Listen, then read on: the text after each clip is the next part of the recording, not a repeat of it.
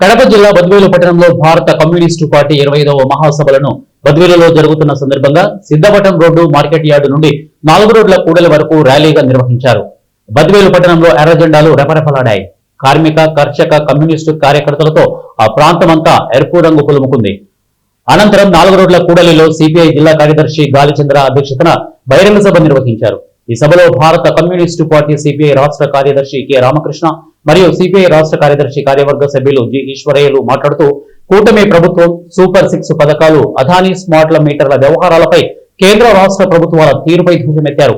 ఈ సభలో సిపిఐ జాతీయ సమితి సభ్యులు శివారెడ్డి, సిపిఐ జిల్లా కార్యవర్గ సభ్యులు వి వీరశేఖర్, ఎల్ నాగసుబ్బారెడ్డి తదితరులు ఈ కార్యక్రమంలో పాల్గొన్నారు.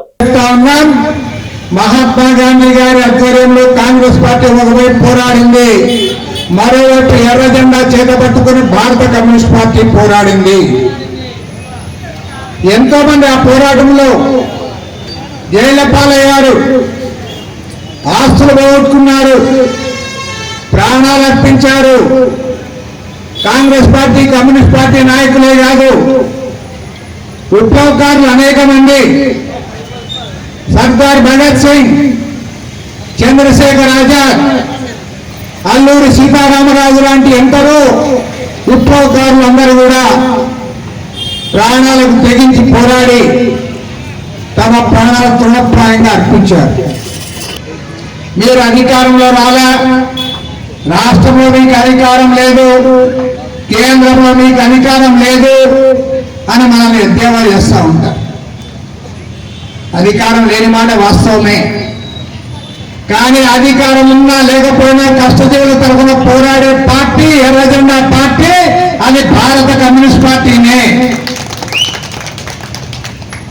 ఎన్నో పార్టీలు వస్తూ ఉన్నాయి, అధికారం ఉంటే ఉల్లాసంగా తిరుగుతూ ఉంటారు. అధికారం పోయిన తర్వాత కనపడను కూడా కనపడరు, అసలు ముఖం దాటేసుకొని పోతూ ఉంటారు. మరి మాకు అధికారం రాలా, మేము ఏనాడైనా జెండా దించామని అడుగుతా ఉన్నా. 100 years 100 సంవత్సరాలు మాకు అధికారం రాకపోయినా సరే జెండా దించేది లేదు, పోరాటం ఆపేది లేదు. పోరాడతాం, ముందుకు పోతాం, మునుముందుకు పోతాం, కష్టజీవుల తరఫున జెండా పైకెత్తుతూనే ఉంటాం. 44 మంది కమ్యూనిస్టులు ప్రాణాలు అర్పించి 17,000 ఎకరాల భూములన్నీ కూడా పంపిణీ చేయించడం జరిగింది. కాబట్టి చెప్తా ఉన్నాం, భారతదేశంలో భూమి కోసం, భుక్తి కోసం, పేదవాడి విముక్తి కోసం జరిగిన పోరాటంలో కమ్యూనిస్ట్ పార్టీ ముందుంది. ఇవాళ మన బద్వేలు పట్టణంలో కానీ, కడప నగరంలో కానీ, కర్నూలులో కానీ, రాష్ట్రంలో ఏ ప్రాంతంలోనైనా పేదవానికి ఇంత జాగా దక్కిందంటే అవునన్నా కాదన్నా ఎర్ర జెండానే కారణం. విషయాన్ని కూడా ఈ సందర్భంగా గుర్తు చేస్తా ఉన్నాం. మరి ఇవాళ జిల్లాకు సంబంధించేటువంటి అనేక సమస్యలు ఇవాళ ఉంటా ఉన్నాయి.